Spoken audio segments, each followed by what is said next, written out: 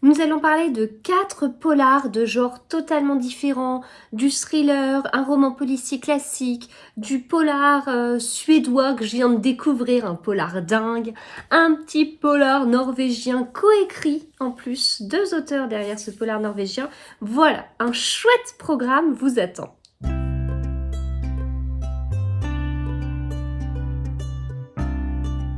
Bonjour à tous, j'espère que vous allez bien. On se retrouve dans un nouvel épisode de podcast lecture et nous allons parler de 4 livres qui sont ici, qui sont là.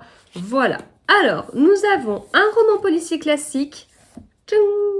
Et oui, le petit Agatha Christie du mois, avec La Maison du Péril, qui met en scène en plus Hercule Poirot, c'est trop bien. Ensuite, je vais vous parler d'une découverte. Je découvre la série suédoise d'Emily Schepp. La série s'appelle Une enquête de Jana Berzelius. C'est topissime. Un autre livre de chez HarperCollins, il s'agit d'un livre de Salvatore Mini, c'est le deuxième que je lis de cet auteur, Désobéissance, et là on est sur un thriller, un bon thriller. Et puis je terminerai par un de mes auteurs préférés, Björn Lier Horst, auteur norvégien qui a coécrit avec Thomas Senger ce livre qui est sorti chez Série Noire, c'est un tome 1, vivement les tomes suivants. Je débute donc avec La Maison du Péril d'Agatha Christie, qui est un livre qui est sorti dans les années 1930, et c'est pour ça que je le lis, puisque cette année, le thème du challenge Read Christie est très simple, et tant mieux. L'objectif, c'est de lire des livres en fonction des années d'écriture, de sortie du livre. Et en fait, les 3 premiers mois étaient sur les années 1920, les 3 mois suivants, donc avril, mai, juin, on va être sur les années 1930. Juillet, août, septembre, on est sur les années 1940-1950. Et puis les 3 derniers mois de l'année seront sur les années 1960-1970. C'est donc hyper intéressant, hyper pratique aussi, parce que c'est assez simple de caser des livres comme ça. Sauf qu'il s'avère que j'ai lu beaucoup de livres sortis en 1930, dans les années 1930.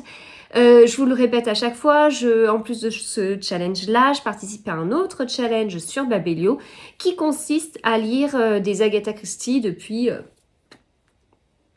ce qu'on veut, il faut juste les chroniquer sur Babelio. Et il y a 90-91 titres qui ont été notés, que ce soit des romans policiers, des recueils de nouvelles, des pièces de théâtre, voilà, tout ce que Agatha Christie a pu écrire sous son nom Agatha Christie. Il n'y a pas les livres écrits sous son pseudonyme Mary Westmacott qui sont intégrés. Voilà, ce n'est pas le cas, mais moi j'ai décidé d'ailleurs d'en découvrir un prochainement. Et du coup, moi je participe à ce challenge sur Babelio depuis juillet 2019. Et en fait, depuis juillet 2019, il n'y a qu'un livre écrit dans les années 1930 que je n'avais pas lu, c'est La Maison du Péril. Donc, qu'est-ce que je vais faire pour les mois de mai et juin ? Eh bien, au mois de mai, je vais relire un Agatha Christie que j'ai adoré, qui est pour moi un classique, qui est vraiment excellent. C'est ABC contre Poirot. Et pour en découvrir un autre, je vais découvrir un livre écrit sous son nom Mary Westmacott, sous ce pseudonyme. Donc ce sera pour moi l'occasion de découvrir. Voilà, donc c'est... Du coup, je reste dans le thème en relisant ABC contre Poirot, mais je vais découvrir autre chose. Et puis, sur le mois de juin, j'ai plus les 2 titres en tête, mais le principe est le même. Je vais relire un incontournable d'Agatha Christie sorti dans les années 1930 et je vais en découvrir un autre qui a été écrit avant 1940, mais qui est sorti tout début 1940. Voilà. Donc, tout dépend. En fait, je frôle les limites des règles, en fait, avec le Mary Westmacott que je compte lire au mois de mai, et ce livre sorti en 1940, début 1940, mais écrit avant les années 1940, et donc pour le mois de juin. Donc, je frôle un peu les limites des règles du Read Christie. Donc, pour être sûre d'être vraiment bien dans les règles, c'est pour ça que j'en ai ajouté 2 autres sur mai et juin. Mais là, sur avril, il n'y avait qu'un titre, La Maison du Péril, que, en fait, on m'aurait dit comme ça, tu penses quoi de La Maison du Péril d'Agatha Christie ? J'aurais dit, oh, j'en sais rien du tout, je sais même pas si je l'ai lu. Voilà, donc ça c'est très drôle parce qu'en fait je l'ai commencé et dès la première page, je me dis, Oh la vache, c'est bon, ok, je vois lequel c'est. Je me souviens. Je me souviens, mais je me souvenais pas de tout. Mais en fait, au fur et à mesure où j'avançais dans l'histoire, très vite, je me suis souvenu du dénouement, des subtilités du dénouement. Et en fait, non seulement c'est un livre que je connais très très bien, mais je connais aussi très très bien l'épisode avec David Suchet de la série Hercule Poirot. Et donc, les deux, en fait, me revenaient totalement en tête, à la fois les scènes que je revoyais dans cette série télévisée, et à la fois, eh bien, je me souvenais très bien de quand je l'ai lu et relu et re-relu. Et voilà. Alors, quand j'étais adolescente, quand j'ai découvert Agatha Christie, je suis très vite devenue fan d'Hercule Poirot et ça n'a pas changé. C'est Bernard Minier qui disait à une soirée de lancement, je crois, je vous l'ai peut-être déjà dit et je pense que je vous le redirai parce que ça m'a marqué. Euh, tout ce qu'on découvre à l'adolescence, tout ce qui nous marque en termes de culture quelque part, de littérature, de musique, de cinéma, etc., eh bien ça nous marque à vie. Moi, c'est totalement le cas pour la musique. Alors, je peux écouter la radio, je peux écouter des choses, mais en fait, ce qui va me plaire, c'est vraiment des choses très liées à ce que j'écoutais quand j'étais ado, voire là, j'ai tous les groupes que j'écoutais quand j'étais ado qui ressortent des chansons, et là, quand j'écoute à la radio, je dis, mais c'est dingue, on dirait du Linkin Park. C'est pas possible! Le chanteur est mort il y a pas mal d'années, il y a eu quasiment 8 ans si je me trompe pas. C'est un moment très marquant, très triste, c'est mon groupe préféré.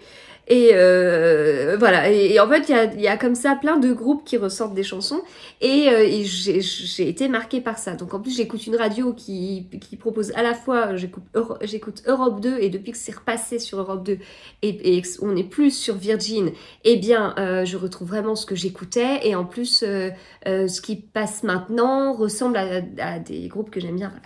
Donc il y a toute cette partie-là, il y a aussi tout ce qui est film et tout ça. Enfin, moi je vous parle pas beaucoup de films parce que j'en regarde pas beaucoup, mais ceux qui m'ont marqué à mon adolescence ont totalement un sens dans ma vie en fait. Enfin, notamment les lieux où je pars en vacances.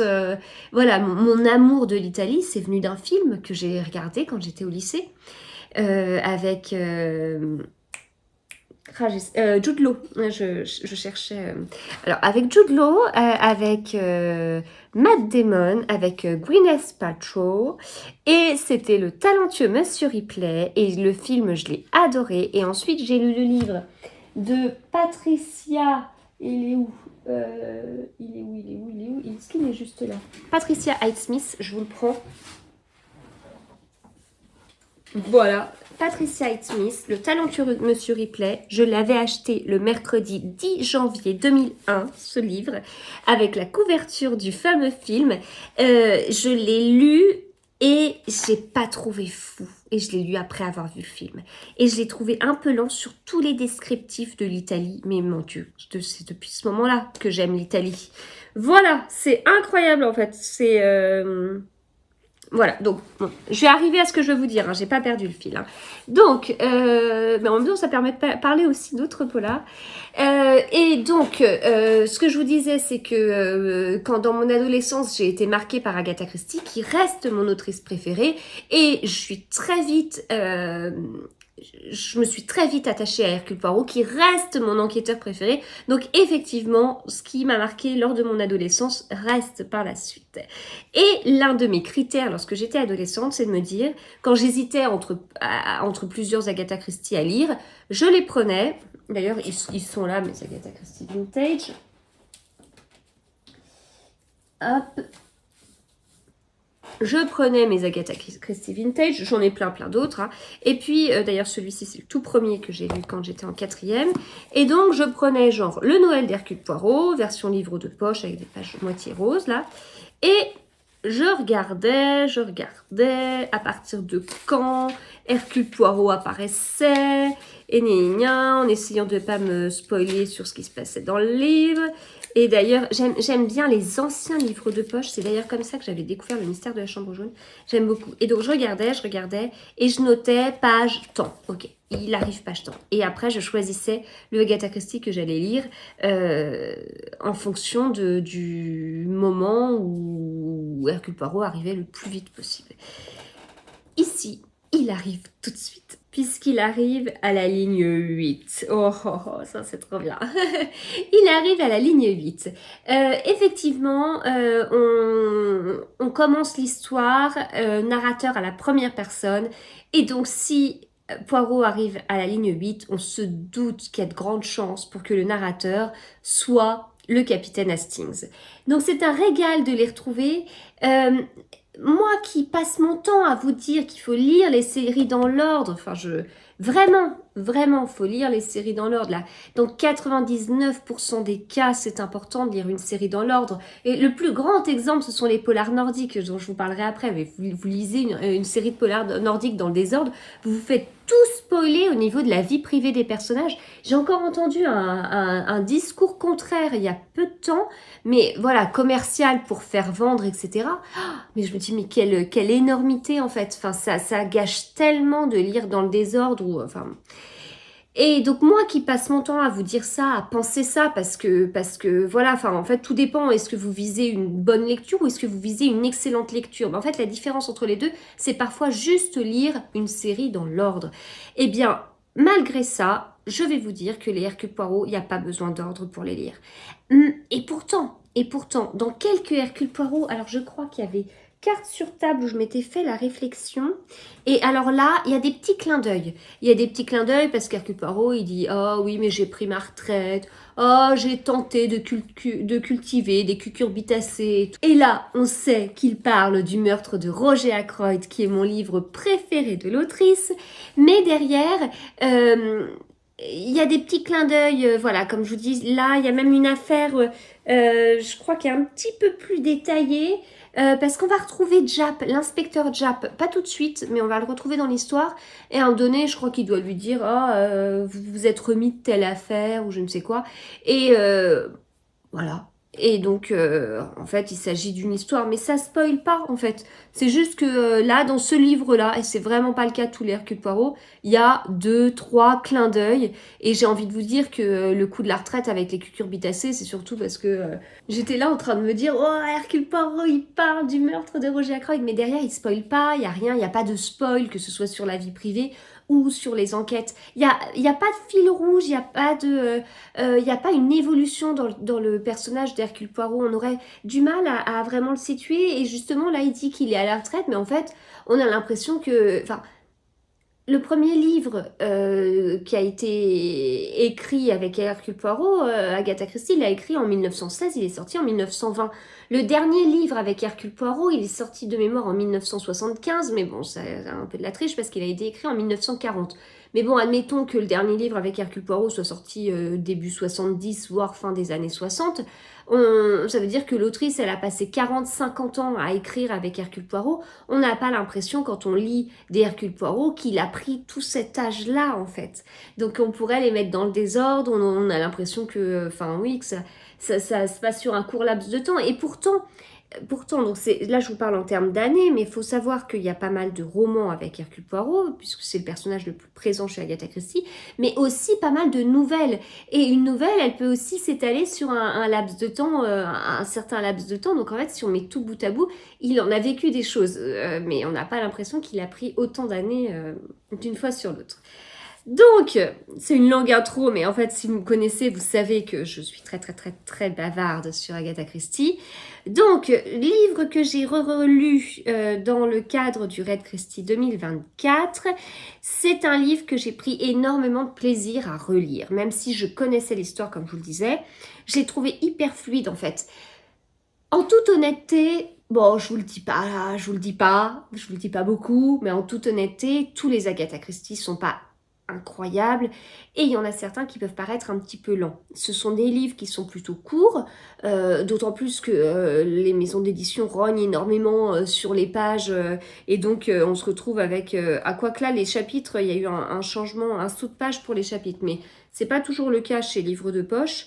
Et là, on est sur un livre qui fait 220 et quelques pages. Moi, je l'ai lu dans la version Françoise, je vous montre celui-ci, mais J'aime bien dans la version France Loisirs, c'est beaucoup plus aéré. C'est écrit plus gros. Je trouve ça plus agréable. Mais bon, comme je pense que vu les soucis environnementaux qu'on peut avoir, on ne se dirige pas vers des livres comme ça. C'est plus agréable à lire, mais si c'est plus embêtant au niveau environnemental, autant effectivement rogner sur la mise en page, même si c'est dommage. Mais voilà, la raison est tout à fait justifiée. Et donc, on est sur des livres qui n'ont pas beaucoup de pages, mais c'est pas toujours très fluide. En plus, Agatha Christie, elle aime bien, en 3 pages, vous donner le nom de 10 personnages, avec un paragraphe, un personnage, avec 2-3 caractéristiques physiques, et puis dans son comportement, dans son caractère, et voilà. Et du coup, il faut engranger ça, parfois des liens entre les personnages et tout. Donc, c'est pas c'est pas des livres qui sont tout le temps... ce sont pas des page-turners. Pour moi, un bon polar, c'est un polar qui arrive à nous attirer dès le début dans l'histoire, qui a un dénouement surprenant. Les dénouements surprenants, Agatha Christie, elle est reine de ça. Elle l'a pas fait sur tous ses livres, sur toutes ses nouvelles non plus, mais derrière, elle en a quand même des excellents qui ne peuvent plus être égalés tellement elle est allée sur quelque chose d'hyper intéressant, d'hyper puissant et qui ne peut plus être réutilisé parce qu'elle l'a fait en fait. Donc les dénouements, c'est bon. En revanche, les démarrages qui accrochent, voire des retournements de situation, c'est pas trop ça. Donc dans du polar actuel, je vais être assez exigeante parce qu'il me faut du rythme, il me faut des dialogues, il me faut des retournements de situation, faut que ce soit prenant, surprenant et un dénouement qui tient. Avec les Agatha Christie, je suis un petit peu moins exigeante sur tout ça et donc oui, je vais espérer que le dénouement il est très chouette. Je vais pas vous mentir. Et là, je vais avoir une bonne exigence parce qu'on est quand même sur du Agatha Christie. Mais sur le reste, je vais passer dessus. Je vais me dire bon, ok, c'est un peu lent. Ok, bon, allez, c'est peut-être pas son meilleur. C'est peut-être pas. Voilà. Il y en a où la lecture est pas si fluide que ça. C'est pas parce que le livre il fait 200 pages que je le lis en une soirée. C'est pas toujours le cas. Mais là, j'ai été agréablement surprise et il est super fluide, il se lit bien. Et en fait, la dernière fois que j'ai lu Ils étaient 10, donc ça m'avait pas du tout fait ça, comme je vous dis, c'est le premier Agatha Christie que j'ai lu quand j'étais au collège. Donc vraiment, c'est cette version, hein, c'est ce livre. Hein, voilà. Donc il est tout... je crois que j'ai des passages qui sont annotés parce que je le... Voilà, étudié en 4e. En plus, j'ai écrit mon prénom et mon nom de jeune fille en 1998. Et donc, ouais, il y a des passages qui sont soulignés à plusieurs endroits. Un grand type au visage bourcané, aux yeux clairs, assez rapprochés, à la bouche arrogante, presque cruelle. Ah oui, il est souligné de partout, mon livre. Hein, je l'ai bien étudié. Et bien derrière celui-ci, quand j'ai relu il n'y a pas longtemps, je me suis dit « Oh, mais quel thriller! Quel thriller !» C'est un rythme de fou et tout. Et tous les Agatha Christie ne sont pas comme ça. Ma grande l'a lu récemment, elle l'a dévoré, elle l'a lu super vite. En revanche, elle a été un peu moins surprise que moi à l'époque sur le dénouement. Peut-être qu'on a affaire à des générations qui commencent déjà à être exigeants. Quand je vois la qualité de certains polars young adultes, je comprends qu'il puisse y avoir une telle exigence parce que on va déjà sur du haut niveau, quoi. Donc il y a des petites choses qu'elle avait un peu senties en fait. Donc chapeau. Mais voilà, donc je parle, mais tout ça pour vous dire que La Maison du Péril, je l'ai trouvé vraiment excellent. Il est très fluide, il y a toujours des petites touches d'humour, surtout quand on a Hastings en plus de Poirot, parce que Poirot va le titiller en lui disant « Ah, heureusement que vous êtes là, mon cher Hastings, parce que grâce à vous, je vois que je suis exceptionnel. Grâce à vous, je vois que comme vous ne raisonnez pas plus loin que le bout de votre nez, eh ben, je vois l'importance d'avoir des cellules grises. » Enfin, voilà, c'est un petit peu ce truc-là, quoi. Donc, il prend vraiment Hastings pour quelqu'un de très naïf et donc ça mène à des petites discussions rigolotes, encore plus quand il y a l'inspecteur Japp qui arrive. Et puis, moi, je l'ai trouvé très bon, encore une fois, sur le dénouement, même si je m'en suis souvenue. Mais en fait, c'est l'un de mes préférés, donc je le mettrai pas dans mon top 3, parce que dans mon top 3, on a Le meurtre de Roger Ackroyd, on a Ils étaient 10, on a Le crime de l'Orient Express, qui pour moi sont les meilleurs, parce qu'on se retrouve avec 3 dénouements qui sont presque des genres de dénouements possibles et impossibles à reprendre. peut-être un peu plus l'un que les autres, mais voilà, pour moi on est sur du très haut niveau par rapport à ça. Et donc, je n'enlèverai pas un de ces livres dans mon top 3, mais il est dans le top 10. Ah, je pourrais pas vous faire le top 10 de tête, mais ce qui est sûr, c'est qu'il y a Mort sur le Nil, il y a ABC contre Poirot, et il y a La Maison du Péril, Les Vacances d'Hercule Poirot, que j'adore aussi, et puis beaucoup d'autres, voilà. Alors, Le Crime du Golfe, que je vois là-bas, Le Crime du Golfe, c'est pas forcément un de mes préférés, alors que pourtant, c'est souvent l'un des préférés, et c'est notamment le préféré de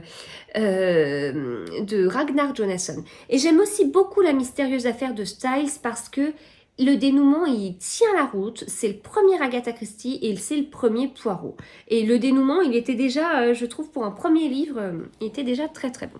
Voilà, donc écoutez, je pense que c'est tout ce que j'avais à vous dire. Faut juste que j'arrête de parler d'Agatha Christie parce que ça fait beaucoup. Mais c'était très très bien, c'était très très bien. Je vous le conseille vraiment, je vous dis agréable, enfin agréable, fluide et tout. Et puis surprenant, et puis enfin, voilà. Il était trop bien. Je passe maintenant au premier tome de cette série d'Emily Shep chez HarperCollins. Alors, j'ai plusieurs trucs à vous dire sur ça, parce que c'est trop chouette. Alors, pourquoi est-ce que je suis partie dans ça? Je suis partie dans cette série-là parce que dans le cadre du jury HarperCollins, je fais partie du jury, donc c'est le prix HarperCollins Poche Noire. Je dois lire celui-ci. Et en fait, celui-là, c'est un tome 7. Et quand j'ai vu la sélection et tout ça, je voyais bien ce livre qui allait arriver. Je me suis dit, est-ce que franchement, j'ai envie de découvrir le tome 7 de cette série de la reine du polar suédois aux 3 millions de lecteurs sans avoir lu les tomes précédents? J'en étais pas tout à fait sûre. Mais après, il y a quand même beaucoup de livres à lire. Est-ce que j'allais avoir le temps de les lire? D'autant plus qu'il y avait les quais du polar. Et bon, je vous en ai parlé dans un vlog. Et je me suis pas très bien débrouillée. Disons que j'ai pas pu assurer sur tous les tableaux. Et donc là, je suis vraiment en train de rattraper mon retard. Mais dès que je l'ai su, et j'ai acheté les 6 premiers tomes au mois de janvier. Les 4 premiers sont à un prix découverte à 4,99 €. Et les suivants...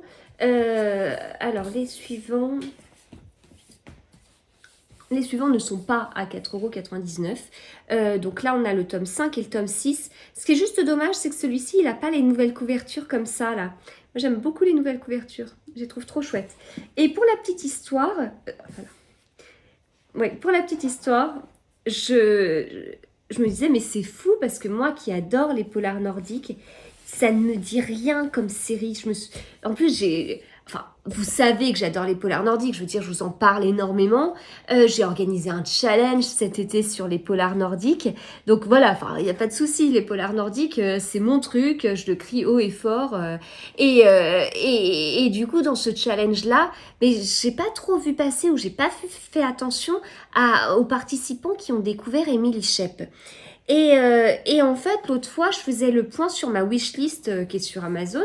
Je voulais regarder parce que ça m'arrive quand je vais à un salon d'acheter un livre, alors qu'en fait, je l'avais déjà mis dans ma wishlist, du style, je suis dans une série, je viens de finir le tome 1, moi, j'ai pas tout de suite envie d'acheter le tome 2, il n'y a pas d'urgence, je le mets dans ma wishlist.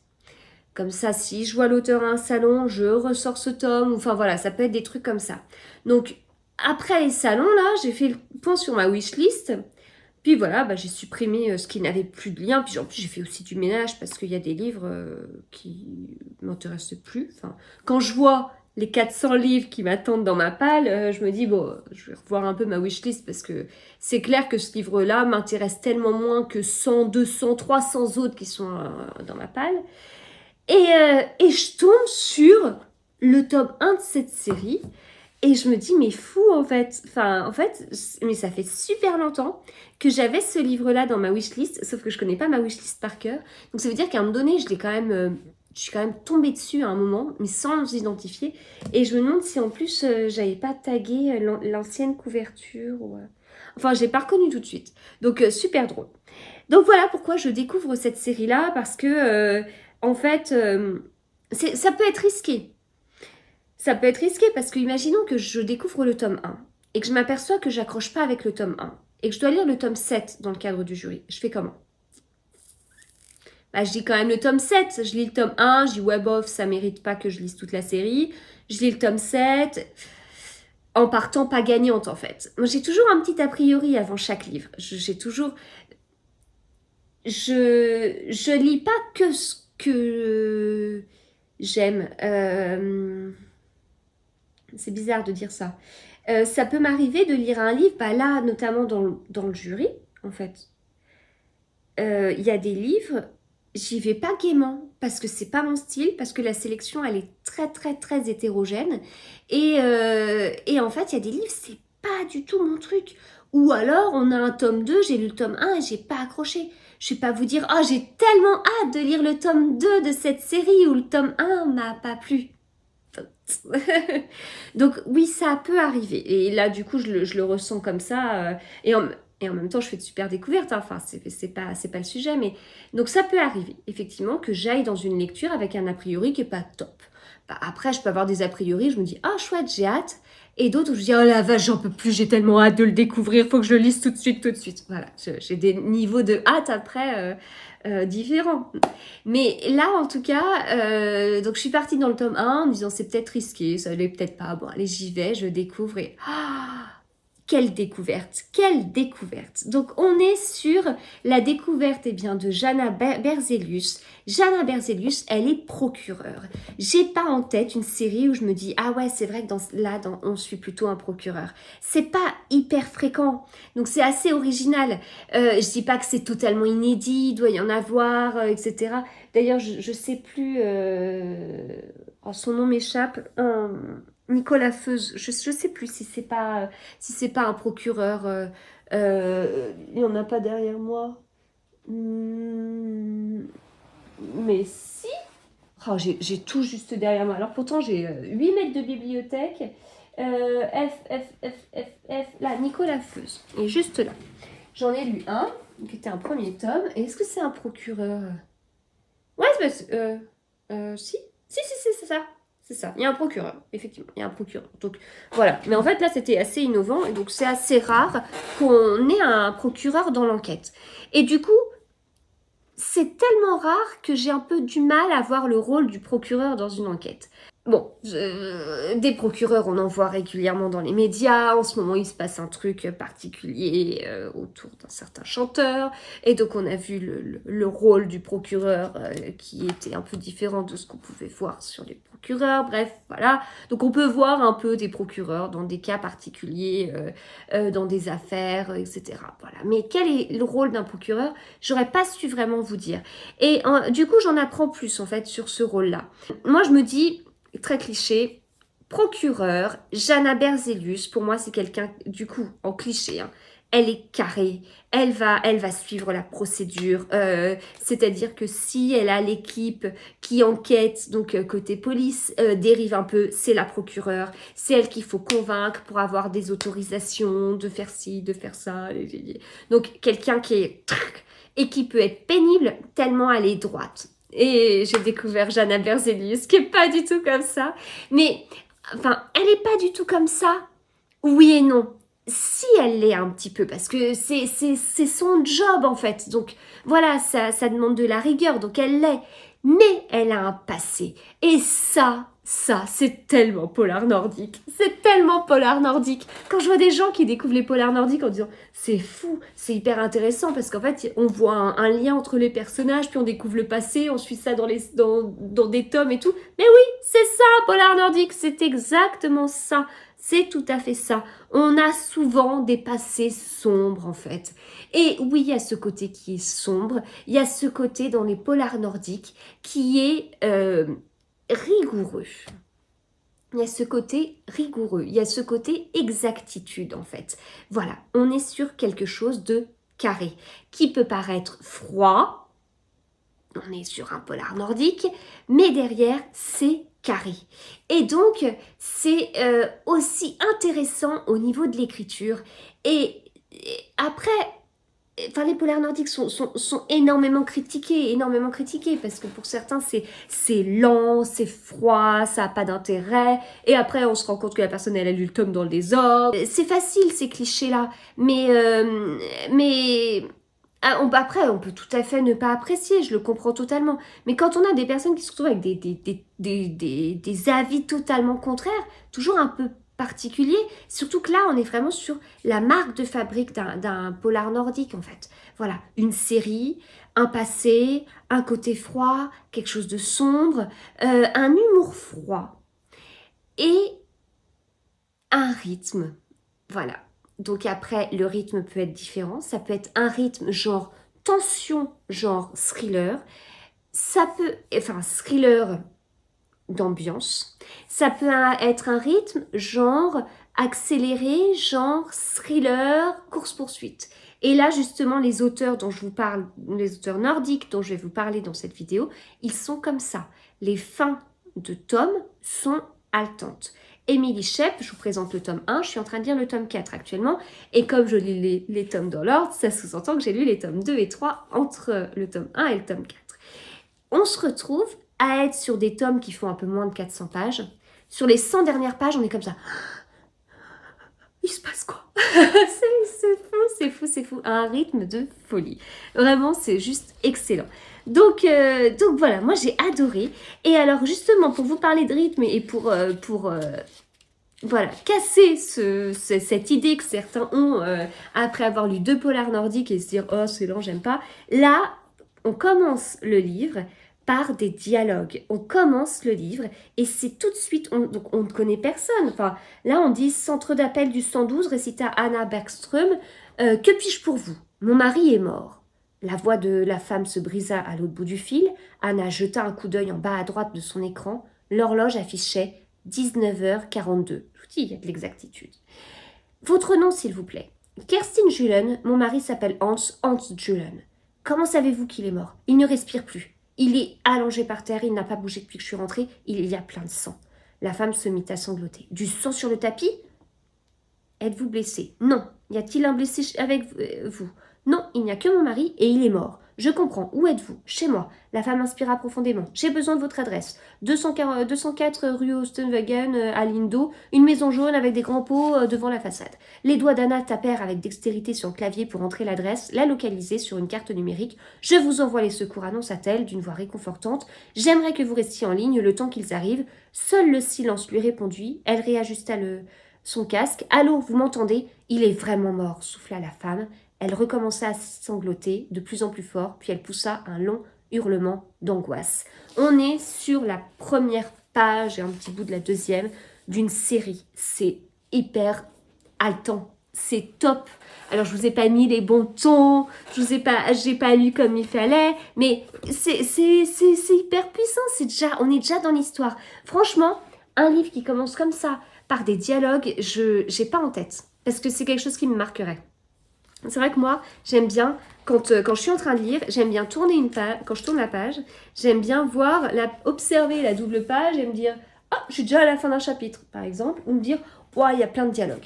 Si j'ouvre la page et que je me retrouve qu'avec, et là, je suis pas sûre que j'en aurai beaucoup, mais qu'avec de la description sans dialogue, bah, je me dis, j'espère que c'est intéressant et assez prenant parce que ça peut être lent, sans dialogue. Le dialogue, ça rythme vachement. Donc vous voyez, j'ai pas la même exigence sur les polars de maintenant par rapport aux Agatha Christie qui n'est pas la reine des dialogues non plus. Donc, procureur marqué par son passé, mais un passé vous pouvez même pas imaginer. Vous pouvez pas imaginer, il faut lire le livre. Voilà. Et le truc, c'est que son passé lui revient à la figure. Elle enquête et toutes ces enquêtes, parce qu'en fait il y a un fil rouge, parce qu'on est sur une série de polars nordiques et parce que c'est ça qui est trop bien aussi dans les séries. Et elle enquête sur des affaires qui sont toujours plus ou moins en lien avec son passé. Le premier tome, c'est très en lien avec son passé, c'est comme ça qu'on va le découvrir.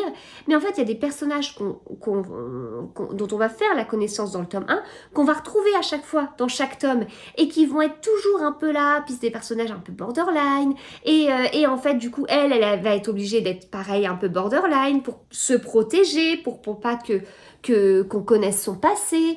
Et en fait, elle va faire des choses qui sont presque illégales.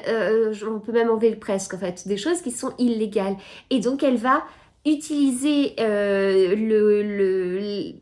les accès qu'elle a grâce à son rôle de procureur sur une enquête pour, eh bien, parfois brouiller un petit peu les pistes, changer un petit peu le sens de l'enquête pour se protéger. C'est dingue, c'est dingue. En fait, le personnage principal est là pour bousiller l'enquête, en fait. Enfin, c'est super fort. Alors, ça se passe pas tout à fait comme ça, etc. Mais sur le principe, c'est excellent, c'est excellent. Donc voilà, donc Jana Berzelius, est-ce qu'on peut dire qu'on s'attache vraiment à elle? Bon, elle a un côté froid, elle a un côté qui est très carré, et elle a ce côté caché qui est pas du tout carré et qui est assez... Elle va loin, elle va très loin. Donc, est-ce qu'on s'attache vraiment à elle tout de suite? Peut-être pas, mais au fur et à mesure, oui, oui, de plus en plus. C'est vraiment la force, en fait, de cette série. C'est vraiment ce personnage. Il y en a d'autres, hein, et auxquels on s'attache, même s'il y en a une qui est pas hyper agréable. Je pense à Mia, qui, elle, est enquêtrice, et elle n'aime pas du tout Jana. Et donc, il y a toujours un peu de tension, mais provoquée par Mia. Mais on en a d'autres, des personnages. Henrik, si je me trompe pas, qui est l'un des enquêteurs aussi, que j'apprécie beaucoup. C'est pareil, lui, on va beaucoup le suivre sur sa vie privée. Donc voilà, vraiment un polar suédois qui est très très bien.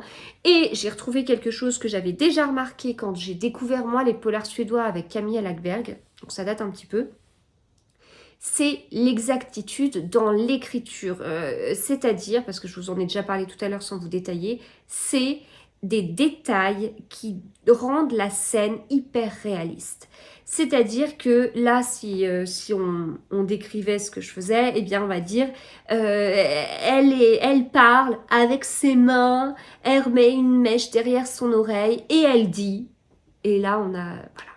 Et ça, c'est super fort parce que moi, j'imagine vraiment. Enfin, c'est où justement, on est dans un dialogue et puis il y en a une, elle se prend... Enfin là, par exemple, entre Mia et Jana, si Mia se prend une vanne et comme elle est assez... Enfin, un peu virulente, entre guillemets, enfin, c'est celle qui est la moins sympathique, tout court, mais pas très sympathique avec Jana, ça peut être, elle avale sa salive, elle respire un coup et elle lui balance... Voilà. Ça peut être juste un truc comme ça. Enfin, et derrière, bah, on comprend. Enfin, ça permet vraiment de se mettre dans le truc. On n'est pas en train de nous dire derrière, il y avait une bibliothèque avec tant de livres, avec des pop friends, avec une chaise qui a l'air de faire du bruit et de se tourner, et il y a la couleur, c'est ça. Enfin, non, c'est pas un descriptif comme ça qui perd le lecteur et qui n'a aucun intérêt. Ce sont des choses, notamment dans le comportement. Je me rappelle tellement de la série avec Erika Falk de Camilla Lackberg, où c'était, je crois que c'est Patrick Enström, si je me trompe dans les noms, je suis désolée, ça fait 10 ans que j'ai pas lu de tome de Camilla Lackberg, mais à un moment donné, je me souviens, on explique que lui, il s'installe à table, c'est là en fait que j'ai mis le doigt sur ce truc et je me suis dit, oh la vache, mais c'est excellent d'écrire ça comme ça. Il s'installe à table, il tourne ou il joue avec la anse de sa tasse de café, enfin il y avait un truc avec sa tasse de café, et puis après il parle. Et j'imaginais tellement en fait, alors j'imaginais pas forcément le personnage, je pouvais pas vous dire il est brun, il est blond, enfin si, dans ma tête il est brun, mais je pouvais pas vous dire trop de choses sur lui, mais j'imaginais s'avancer et tout, prendre sa tasse, la triturer comme on nous disait, et puis commencer à parler. Mais oui, parce que c'est des choses qui sont vraies, on peut voir Enfin, pendant toute une période, il y a eu ce côté enfin, on en entend encore parler, mais je trouve qu'il y a eu une grosse vague il y a 10-15 ans, plein de livres sur le sujet, sur le non-verbal, la communication non-verbale. Et donc, ça passe aussi par ça. Et c'est quelque chose où on peut très bien avoir quelqu'un qui va parler calmement, par exemple. Peut-être que moi, j'ai une voix plutôt calme quand je vous parle. J'ai des retours comme ça, voilà, donc merci. Mais c'est vrai que je parle beaucoup avec les mains. Et en fait, quand je parle avec les mains, ça peut montrer que je suis pas quelqu'un de si calme que ça, en fait. Ça peut montrer que parfois je veux aller vite parce qu'il y a l'heure qui tourne. Ça peut montrer que je suis hyper emballée par quelque chose. Ça peut montrer plein de choses. Et des gestes très très rapides, ça peut aussi donner l'impression parfois à la personne qui est en face. La personne en face peut avoir l'impression que c'est un peu agressif. Et moi, je suis comme ça. Je suis comme ça quand je parle, mais je suis comme ça quand je reçois. Donc quand j'ai quelqu'un en face de moi qui est ça, j'ai envie de lui dire attends, baisse tes bras et parle, parce que là ça me pollue ce que tu veux dire et du coup je suis dans une attitude de presque de stress parce que c'est trop, ça bouge trop quoi. Ça m'est arrivé encore hier soir, je revenais d'un truc et en passant dans la rue, je me suis trouvée... Enfin, il y avait une dame qui était sur un trottoir, qui parlait avec un monsieur, voilà. Et la bonne femme, je la voyais de loin avec des grands gestes comme ça et tout. Je me suis dit, mais ils sont en train de se disputer. Puis du coup, en approchant, enfin, j'étais quasiment à l'arrêt à côté, je regardais, en fait, elle avait un grand sourire et... bah, je pense pas que c'était des disputes en fait. C'était voilà. Donc c'est vrai qu'il y a ce côté-là non verbal qui du coup c'est peut-être ce côté-là qui est décrit dans les polars nordiques et ça ajoute quelque chose parce que en fait on l'a pas sinon le non verbal ou on l'a mais on nous le décrypte. Par exemple, elle était très agacée puis elle lui dit oh là là. Bah en fait non. Là Émilie Shep, elle dirait pas oh elle était agacée ou alors si peut-être qu'elle le dit, je le remarque pas mais on va voir, on va dire elle prend cette remarque, elle respire un coup, voilà, ça a passé. Enfin, plutôt quelque chose un descriptif et le lecteur comprend derrière que bah, elle a été agacée par ce qu'on vient de lui dire, elle essaye d'avaler la pilule et puis elle se reprend, puis elle va répondre un truc. Voilà, donc ça, c'est peut-être ça en fait. Cette exactitude, c'est peut-être sur le non-verbal et ça me touche beaucoup parce que je trouve que c'est original. Voilà, et bien comme je vous disais, l'heure tourne, donc je vais continuer à avancer. En tout cas, tome 1, super chouette. C'est une série, vraiment, je me régale, je me régale, je me régale. Et je ne peux que vous la conseiller, je la trouve originale, un super rythme. Et voilà, ils sont bien ces Suédois, ils sont bien. Bon, je vais faire un peu plus court sur les deux suivants. Alors, une histoire de temps, mais pas que. C'est aussi parce que... on n'a pas forcément envie d'un podcast de 3 heures. Hein. Et puis, il y a peut-être un peu moins à dire, mais c'est pas forcément du négatif. Alors, j'ai lu Désobéissance de Salvatore Mini, donc dans le cadre du jury pour le prix HarperCollins Poche Noire. Salvatore Mini, que j'ai déjà lu. Alors, qu'est-ce que j'ai déjà lu c'est lequel? C'est Claustration, son premier roman que j'ai déjà lu. Et donc, il me reste à découvrir Anamnèse. Mais il faut savoir que ma dernière, qui a 8 ans, connaît Salvatore Mini par la série Mystère en Belgique qui est éditée par Ozu Belgique. Et ouais, c'est une série qu'elle aime bien en fait et qui est assez chouette, notamment pour Halloween, mais pas que. Mais voilà. J'étais agréablement surprise lorsque j'avais découvert Claustration parce que je sais pas pourquoi, Salvatore Mini c'est un auteur que j'avais déjà vu dans des salons, notamment des salons parisiens, l'auteur est belge pourtant. Et le premier livre que je lui ai pris en revanche c'était à Bruxelles, donc là il y avait un petit peu plus de sens. En fait, quand j'ai lu Claustration, je m'attendais pas à ce style, je m'attendais pas à ce que l'auteur écrive ça. Voilà, on a des fois des a priori, on voit un auteur et on se dit oh lui il doit plutôt être dans ce style de polar et lui plutôt et c'est pas vrai. Voilà, c'est pas on peut pas juger comme ça. Sinon enfin je pense que le plus bel exemple c'est Nicolas Druard, quoique Franck Tillier est pas mal dans le genre aussi. Et donc là quand j'ai vu Salvatore Mini, j'ai vu je me suis dit, bah tiens, Claustration doit être de ce style, et c'était pas le cas. Et en fait, on est sur des bons thrillers. Et donc, j'avais hâte là de lire Désobéissance. J'étais contente de voir Salvatore Mini chez Harper dans le cadre de ce prix. Et donc, j'ai lu ce livre. Et j'ai découvert une histoire qui commence très fort, et donc voilà, ça pour moi c'est très important. On suit Guillaume, et en fait Guillaume, très vite dans l'histoire, c'est écrit dès la 4e de couverture, moi j'avais rien lu de la 4e de couverture, donc j'ai été surprise, et c'est bien d'être surprise, donc j'ai pas envie de vous dire tout, mais Guillaume va vivre des choses très difficiles, voilà, on va rester comme ça. il vit des choses très difficiles dès le début du livre. Et bon, bah c'est, voilà, ça, déjà ça prend au niveau des émotions, enfin ça touche beaucoup. Et puis, bah voilà, on va continuer, dans cette histoire. On va voir l'impact de ça sur Guillaume. Et puis, eh bien, on va avoir aussi d'autres personnages et d'autres histoires qu'on va suivre. Euh, en fait, je vous dis pas grand-chose, mais je peux pas. Je peux pas. On est sur un thriller et en même temps, on a un dénouement qui est bien. J'avais découvert certaines choses. Alors, est-ce que c'est parce que j'avais lu Claustration? Ou est-ce que c'est parce que je lis beaucoup de polars? Ou est-ce que c'est à cause des deux? Peut-être bien. Mais j'étais vraiment allée sur... Enfin, j'avais trouvé le dénouement. Voilà, j'avais trouvé le dénouement. Euh, mais c'est pas pour ça que je l'ai trouvé moyen, en fait. Je l'ai beaucoup aimé, c'est vraiment un page-turner, ça se dévore totalement.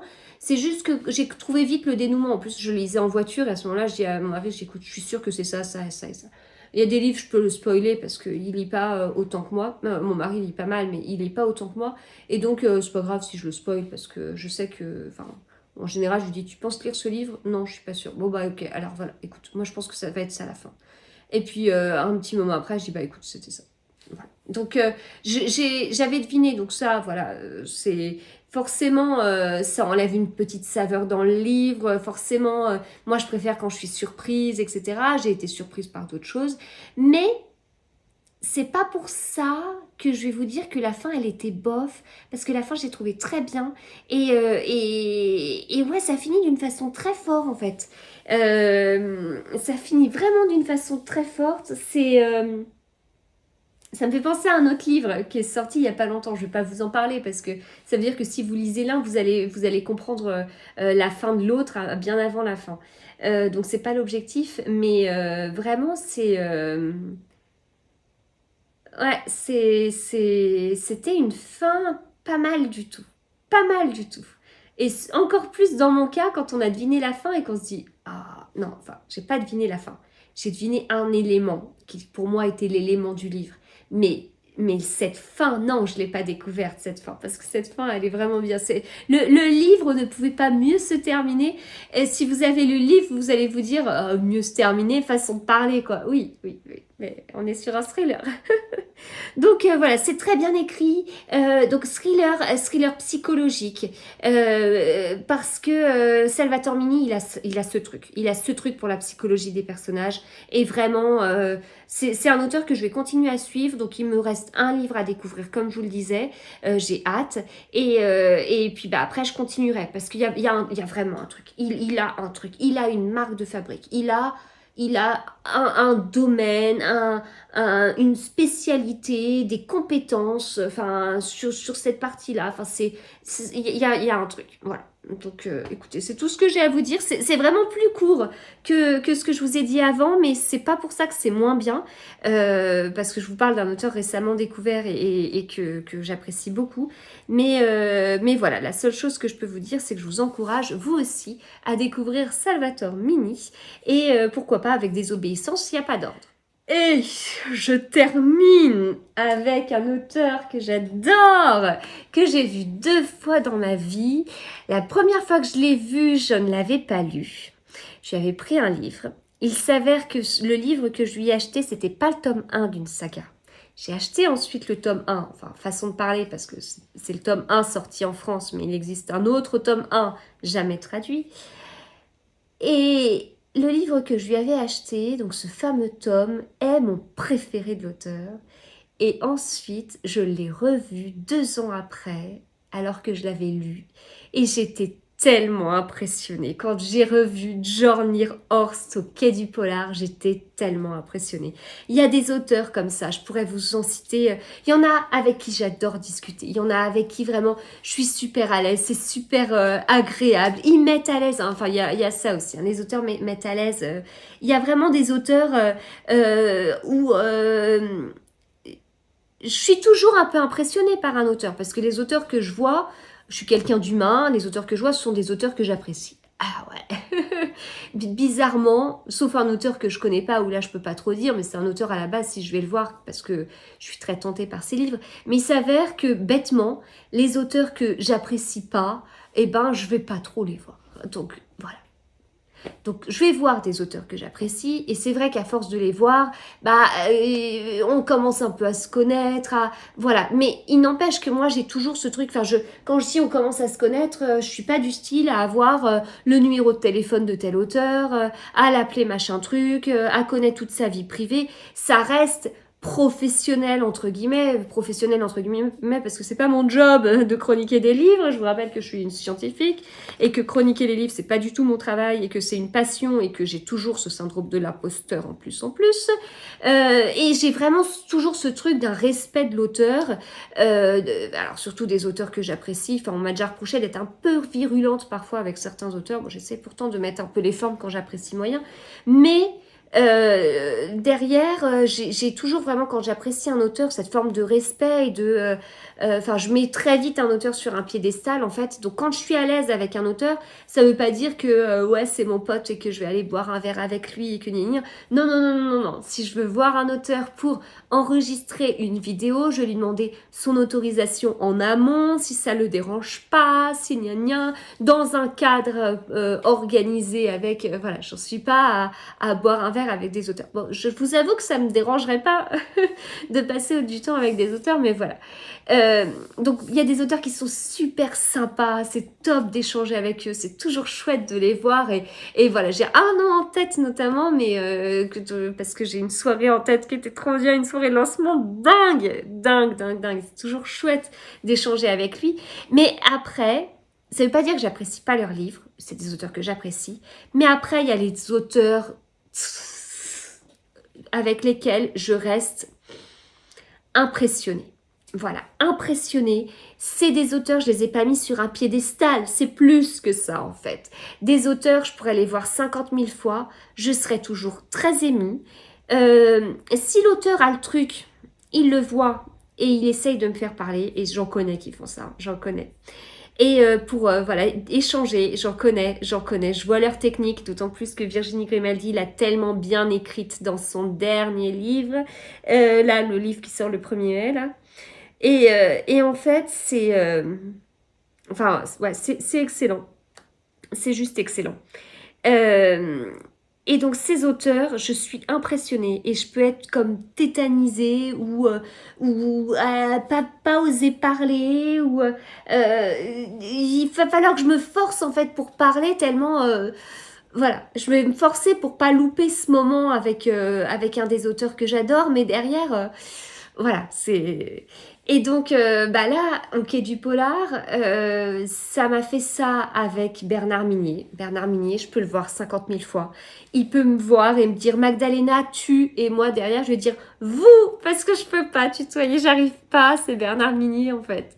Et il va toujours, voilà, parler, essayer de me faire parler aussi. Enfin, voilà, il y a ce truc, enfin, voilà.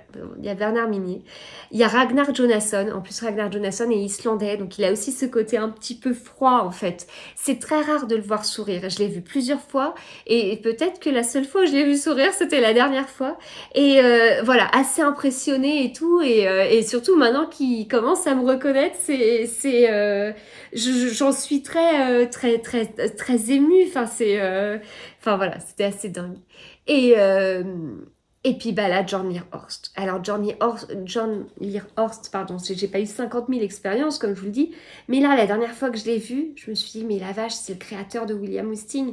William Hastings est mon 3e enquêteur préféré, derrière Poirot, derrière Servaz de Minier. Et voilà, j'adore William Hastings, c'est lui qui l'a créé, c'est lui. Puis voilà, c'est un policier à la base, il est norvégien, John Lear Horst. Et il était tellement solaire, tellement, norvégien et solaire, c'est possible, avec un grand sourire, et j'étais impressionnée. Il n'y avait pas de traducteur, j'ai tenté d'expliquer, mais j'adore William Hastings, j'adore la relation avec sa fille, j'adore qu'il y ait une journaliste et un policier, enfin voilà, c'était trop bien. Et dans les autres auteurs, comme ça, je peux vous dire Virginie Grimaldi. Voilà. En plus, quand j'ai lu son dernier livre de Virginie Grimaldi, j'ai échangé avec elle, j'étais l'une des toutes premières lectrices, du coup on a vachement échangé. Et c'était, même par message comme ça, ce que je lui dis, j'ai beau te voir 50 000 fois, hein, ce serait toujours pareil. Hein, enfin,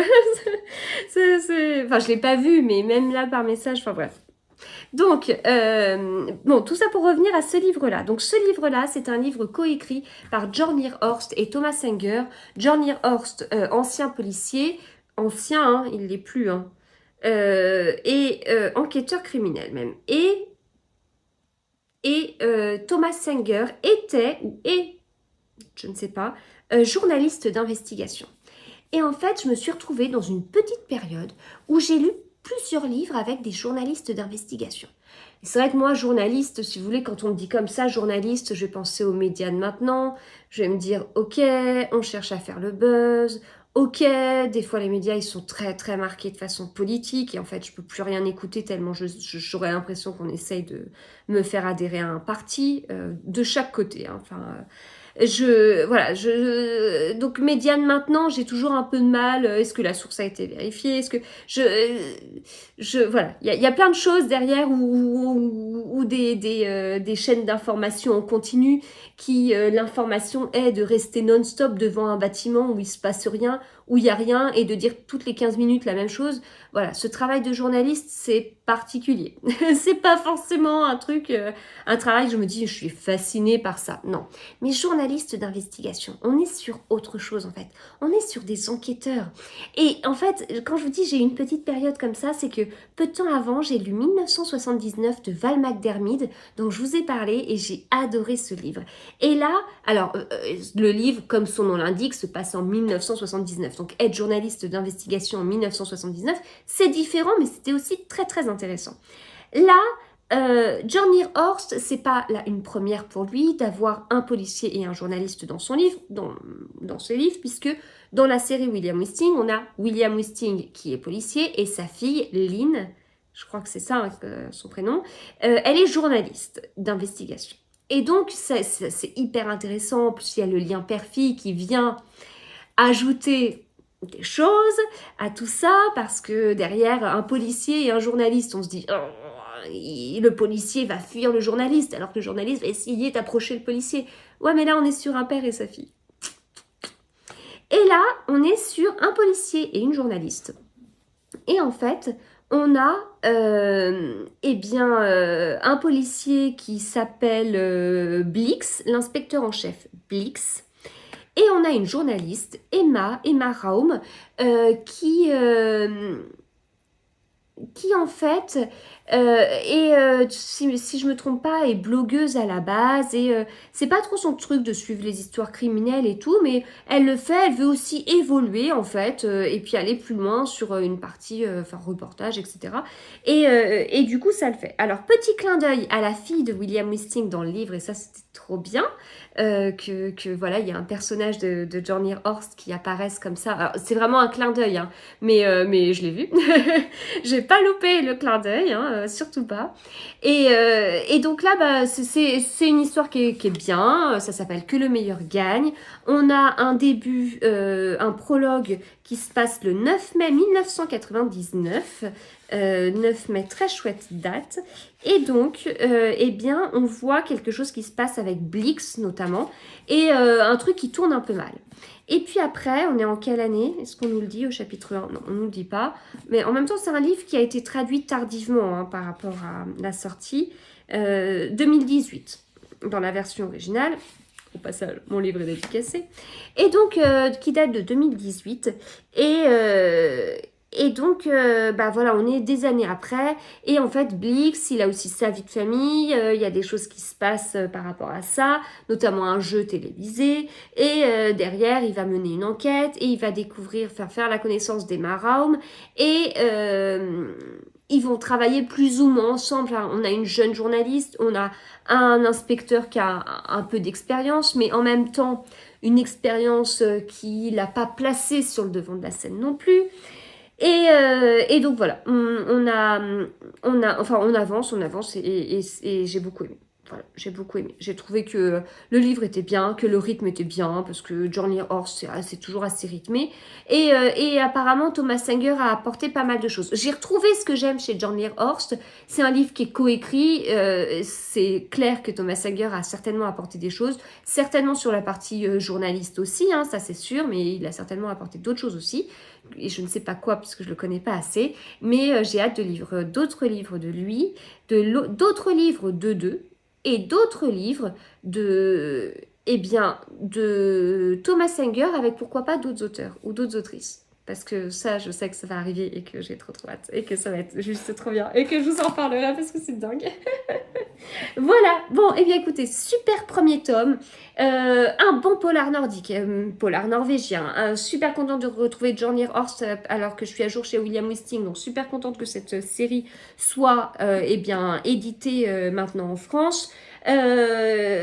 Polar qui a du rythme, des dialogues, chapitres courts et tout, enfin vraiment très très bon, un polar nordique qui vient démentir toutes les accusations sur les polars nordiques qui disent que c'est trop lent.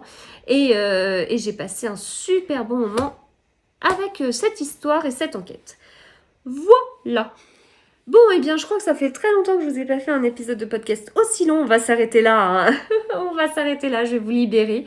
J'espère en tout cas qu'il vous a plu. Alors, si c'est le cas, n'hésitez pas à me le dire. Il y a des périodes sur les réseaux sociaux qui sont parfois pas très cool. C'est par vague. En ce moment, la vague qui est présente, elle est pas très cool. De mon côté, j'ai vraiment pas mal de commentaires assez virulents. Voilà, c'est comme ça. C'est comme ça. Si j'en voulais pas, je serais pas sur les réseaux sociaux. Ça fait partie du truc. Malheureusement, enfin, est-ce qu'on peut accepter ça? Je ne sais pas, mais malheureusement. Donc, si jamais vous avez aimé, n'hésitez pas à me le dire. Hein. Je prendrai vraiment votre commentaire avec tellement de... Ah, ça me fera tellement de bien. Donc, n'hésitez pas. Hein. Je suis pas en train de quémander de la gentillesse ou je ne sais quoi, mais c'est... Si à un moment donné, vous hésitez à mettre un commentaire positif, n'hésitez pas. Parce qu'en ce moment, ça me fera du bien. Ah ouais, ça me fera vraiment du bien parce que c'est virulent, c'est virulent. Voilà. D'ici là, portez-vous bien, lisez bien et à très vite.